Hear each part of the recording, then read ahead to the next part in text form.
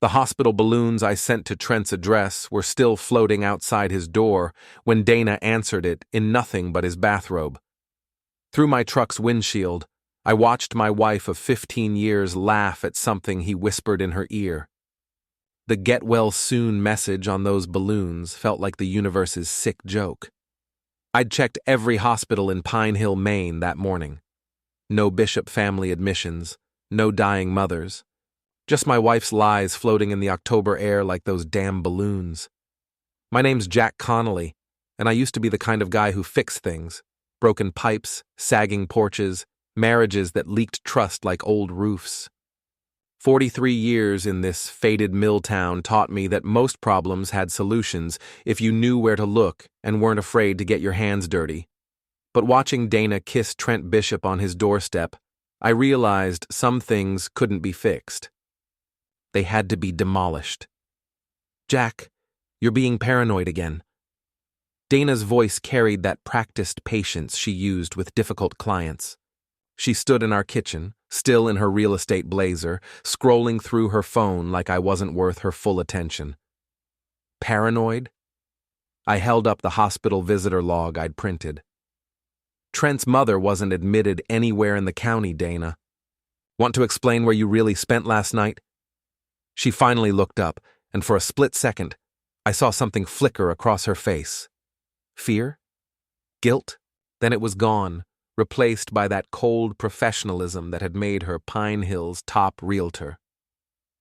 "I don't have to explain anything to you. Maybe if you spent less time stalking me and more time finding actual work, we wouldn't be having these problems." The words hit like a sledgehammer to the chest. 3 months without steady construction work, and she wielded my unemployment like a weapon. "Problems?" I laughed, but it came out bitter. "Dana, I saw you. At his place, in his robe. You saw what you wanted to see, Jack." Just like always. Our daughter Ellie chose that moment to walk in, earbuds trailing from her phone. At 15, she had Dana's sharp features, but my stubborn chin. She looked between us with the weary expression of a kid who'd witnessed too many of these fights. "Are you guys getting divorced?" she asked, pulling out one earbud. "No, sweetheart," Dana said quickly. "Your father's just having a difficult time right now." I stared at my wife. Even caught red-handed, she was spinning the narrative, making me the unstable one. It was masterful, really. Sociopathic, but masterful. That night, while Dana showered, I went through her phone. The password was Ellie's birthday. At least she hadn't changed that yet. The messages between her and Trent went back months. Trent, "Can't wait to get you alone again." Dana, "Jack's getting suspicious, we need to be more careful." Trent, "Maybe it's time to tell him." Dana, "Not yet. I need to secure the house and custody first." My hands shook as I screenshotted everything. 23 years together, 15 married, and she was planning my exit strategy without bothering to inform me. The next morning, I drove to the Rusty Anchor, Pine Hill's only bar worth drinking in. My buddy Marty was already setting up for the day shift, his weathered face creased with concern when he saw me. "You look like hell, Jack." Feel worse. I slumped onto a bar stool. "Dana's cheating." With Trent Bishop, Marty's expression darkened. "That mortgage broker asshole? The one who drives the Lexus? That's him." "Well, shit." Marty poured me a whiskey without asking. "What are you gonna do?"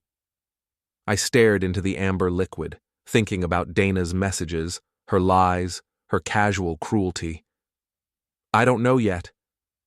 But I'm done being the nice guy who gets walked on." "About time," Marty said. "Nice guys finish last in this town." The Pine Hill Community Facebook group exploded that afternoon. Someone had posted a photo of Dana and Trent holding hands outside the courthouse. The comments section turned into a feeding frenzy. "Isn't she married to Jack Connolly?" "Poor Jack. He seems like such a nice guy. I always thought she was stuck up." I didn't post the screenshot yet. That would come later, when the timing was perfect. Dana came home furious, her professional composure cracked. Did you post that picture? What picture? I was fixing the kitchen faucet, a job I'd been putting off for weeks. Funny how clearly you could think with your hands busy. Don't play dumb, Jack. Someone photographed me with Trent, and now the whole town's talking. Maybe you shouldn't hold hands with him in public then. She slammed her purse on the counter. It's not what it looks like. Really? Because it looks like my wife is screwing her business partner. I turned off the water and faced her. Want to tell me what it actually is? For a moment, I thought she might come clean. Her shoulders sagged, and she looked almost vulnerable. Then her phone buzzed with a text from Trent, and the walls went back up. I'm staying at my sister's tonight, she said. We both need space to think. Sure, Dana. Give my regards to Trent. She left without another word. An hour later, I drove past his condo and saw her car in the parking lot. So much for staying at her sister's. That evening, Ellie confronted me in the garage where I was organizing tools, a nervous habit I'd developed since the marriage started falling apart. Mom says you're stalking her. I set down the wrench I'd been holding. What do you think? I think you're both acting crazy. She sat on my workbench, swinging her legs like she used to as a little girl. But I also think Mom's been lying about where she goes at night. Smart kid. Too smart for her own good. I'm sorry you're caught in the middle of this, Elle. Are you going to fight for her? I considered the question. 3 months ago, the answer would have been yes without hesitation. Now, after seeing those messages, watching her lie to my face, listening to her plan my removal from my own life, I'm going to fight for what's mine, I said finally. That includes you. She nodded, satisfied with that answer. Good. Because Trent's a creep, and Mom deserves better than him. Yeah, I said, feeling something cold and determined settle in my chest. She does. The next morning, I started making calls. First, to a locksmith, perfectly legal to change locks on a house I co-owned. Then to our bank, where I moved half our joint savings into a personal account. Also legal, according to the divorce attorney I consulted online. When Dana tried to use her credit card at lunch and got declined, she called me screaming. What did you do? Protected my assets, I said calmly. Something you should have thought about before planning to take everything behind my back. I never said that. Really? Because I have screenshots that say otherwise. The line went quiet. Then, you went through my phone. Yep. Interesting reading, especially the part where you and Trent discuss the best way to screw me over in a divorce. Jack, let me explain. I hung up. By evening, Dana was at the front door with Trent, demanding entry. I watched through the window as she tried her key and found it didn't work. Open this door, Jack, she yelled, pounding on the wood. I opened it, but kept the chain latched. This is my house too, Dana. If you want back in, we can discuss it with lawyers present. Trent stepped forward, all puffed up machismo. Come on, man, be reasonable. Reasonable? I laughed. Like you were being reasonable when you were screwing my wife? It's not like that, he said, but his face was red. What's it like then? Enlighten me. Dana grabbed Trent's arm. Let's go. We'll handle this legally. Yeah, I said. Let's do that. I closed the door and listened to them argue on the porch. Trent wanted to force his way in. Dana was smarter, knew it would only hurt her case. Eventually, they left. That night, I posted the first screenshot to the Facebook group. Just one message, the one where Dana called me pathetic and said she couldn't believe she'd settled for this. The comments section exploded again, but this time, the tide had turned. Suddenly, I wasn't the paranoid husband anymore. I was the wronged party, and Pine Hill loved a good underdog story. My phone rang within an hour. It was Dana. Take it down. No. Jack, this is destroying my reputation. My career. Should have thought about that before you started planning my destruction. I wasn't. Dana, I have all the messages, every single one. So let's stop pretending you're the victim here. She was crying now, but I felt nothing. Amazing how quickly 15 years of love could turn to ice when you realized it had been one-sided for longer than you wanted to admit. "What do you want?" she whispered. "Justice," I said, and hung up. The war had officially begun. The confrontation I'd been dreading came 3 days later at the Rusty Anchor. I was having a beer with Marty, discussing my next move, when Dana walked in with Trent and my former best friend, Mike Sullivan. Mike and I had been tight since high school. He'd been my best man, I'd been his. Our kids had grown up together, but Mike worked in real estate too, and apparently, business loyalty trumped friendship. They approached our table like a delegation. Dana looked haggard, her usual polished appearance cracked around the edges. Trent seemed nervous, fidgeting with his keys. But Mike looked disappointed, like I was the one who'd betrayed 25 years of friendship. "Jack," Mike said, sliding into the booth across from me, "we need to talk." "About what?" "About you losing your damn mind." Marty started to get up, but I motioned for him to stay. Whatever this was, I wanted witnesses. "Losing my mind?" I kept my voice level. "Mike, she's been cheating on me for months, planning to divorce me and take everything. How exactly am I the crazy one here?" "Because you're destroying her reputation over a marriage that was already dead." The words hit like a slap. Dead according to who? Mike glanced at Dana, who was staring at her hands. "Come on, Jack. You guys haven't been happy in years. Everyone could see it. Everyone except me, apparently." Trent finally spoke up.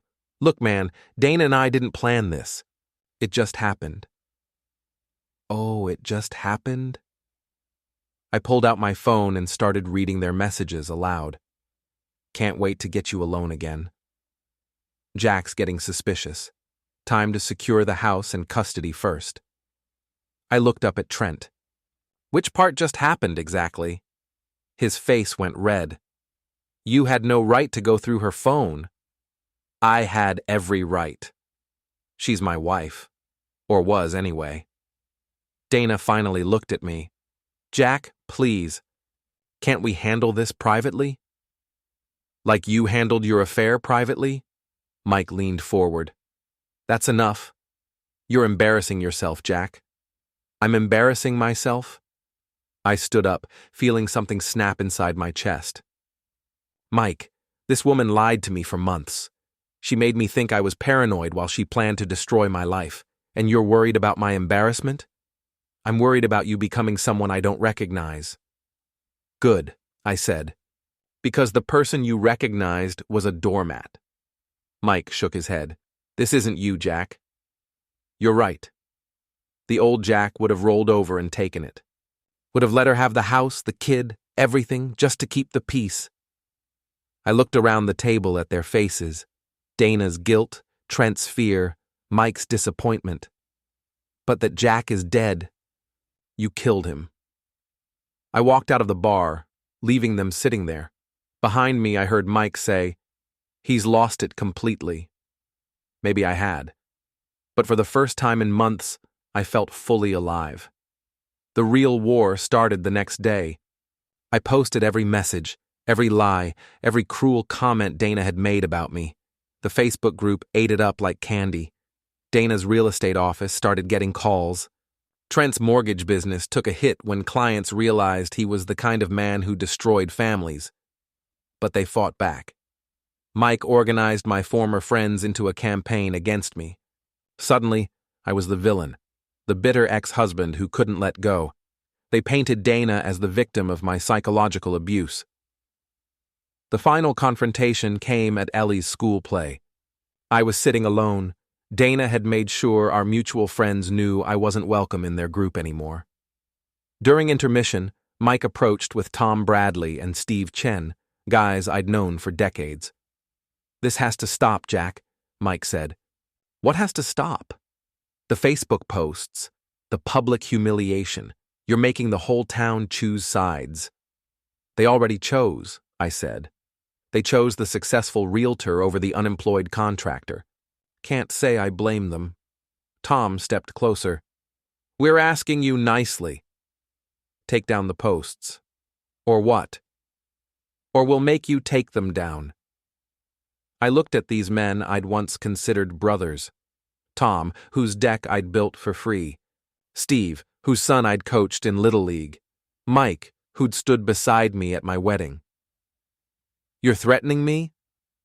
We're trying to help you, Mike said, before you do something you can't take back. I stood up slowly. The lobby was crowded with parents, but I didn't care anymore. Let me get this straight. My wife cheats on me, lies to me, plans to steal my house and my daughter, and you want to help her do it? We want to help you stop destroying yourself, Steve said. Too late for that. I looked each of them in the eye. You made your choice. Now live with it. I walked away, but Mike grabbed my arm. Jack, don't do this. Don't become the villain. I shook off his grip. I'm not becoming the villain, Mike. I already am one. And you know what? It feels pretty good. That night, I made my final post to the Facebook group. Not more messages this time, something bigger. I'd been busy the past week, doing what I do best, investigating, building, creating. I'd compiled every public record I could find on Trent Bishop, his business licenses, his debt records, his previous addresses. Turns out, the man who was stealing my wife was broke, deeply, desperately broke. The Lexus was leased, the condo was behind on payments, and his mortgage business was under investigation by the state. I posted it all, every document, every record, every lie he'd told Dana about his success. The response was immediate and devastating. Trent's remaining clients fled. His business partners cut ties. The bank started foreclosure proceedings on his condo. But the real masterpiece was what I'd discovered about Dana's boss, Margaret Green. The Ice Queen who'd been so supportive of Dana's affair, so understanding about her need for space from her marriage. Margaret and I had dated in college. Briefly. She'd wanted more. I'd met Dana, and that was that.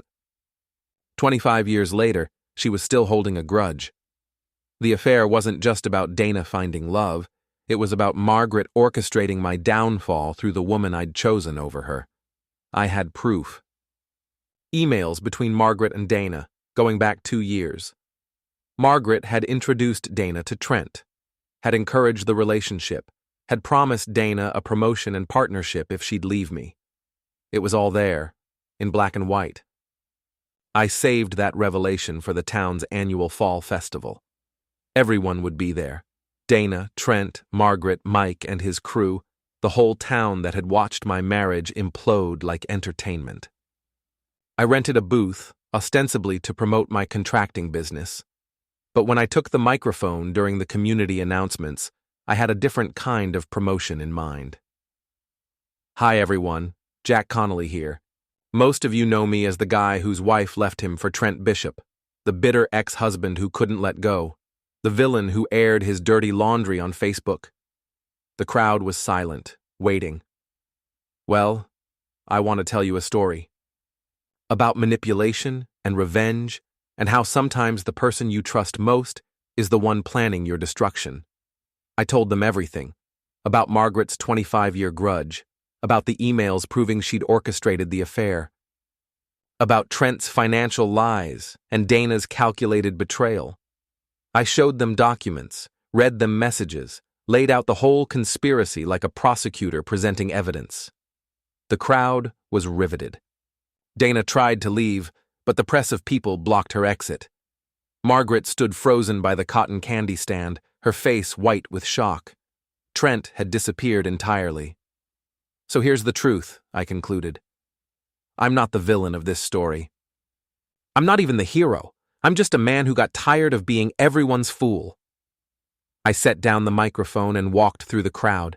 People stepped aside, some looking ashamed, others impressed. Mike caught my eye and nodded. Not forgiveness, but acknowledgement. Dana was crying by her car, alone. Margaret had vanished. Trent was probably halfway to the next county. Ellie found me at the edge of the festival grounds. Dad? Are you okay? I looked at my daughter. The only good thing to come out of 15 years with Dana. Yeah, kiddo. I think I finally am. 6 months later, the divorce was final. Dana got half the house value but had to sell her share to pay legal fees. Margaret lost her real estate license. Trent declared bankruptcy and left town. I started my own construction company. Business was good. Apparently, people respected a man who fought back. And sometimes late at night I'd think about Mike's warning, don't become the villain. He was right, of course. I had become the villain. But here's what he didn't understand. Sometimes the villain is exactly who you need to be. To be. To be. To be.